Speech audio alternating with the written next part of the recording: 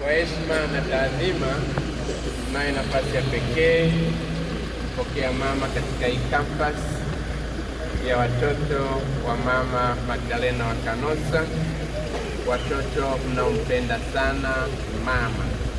Nani kama mama? Nani asiye na mama? Sote tuna mama.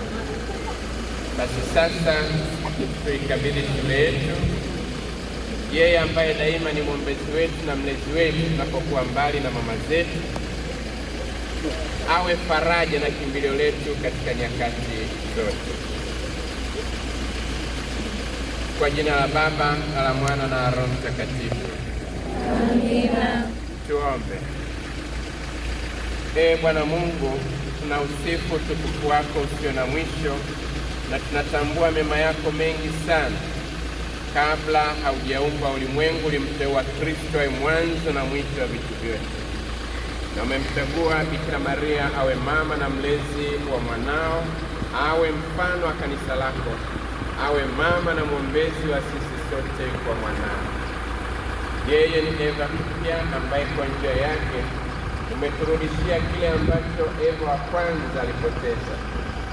Yeye ni binti Sayuni ambaye katika moyo wake uko mwangwi wa matarajio waliokuwa nayo mababu na matumaini ya Waisraeli. Bikira Maria ni mnyenyekevu wa moyo na mtumishi asiye na makuu, aliyemwamini tu Bwana wake. Utimilifu wa wakati ulipowadia, alimzaa yeye aliyejua la haki, nyota ya asubuhi, mwanao Bwana wetu Yesu Kristo. Kwa mwili alikuwa mama yake, katika nafsi mfuasi wake, na katika mapendo mtumishi wake. Baba, utujalie sisi wanao tuliosimama mbele ya uwepo wa mama yetu kupitia mahali hapa, tufurahie ulinzi wake, na katika hiyo tuone kwa jicho la imani kuwa Maria ni mfano wa utakatifu. Tubariki katika imani, matumaini na upendo. Tujalie nguvu katika kuyachukua magumu na heshima katika ufukara wa roho.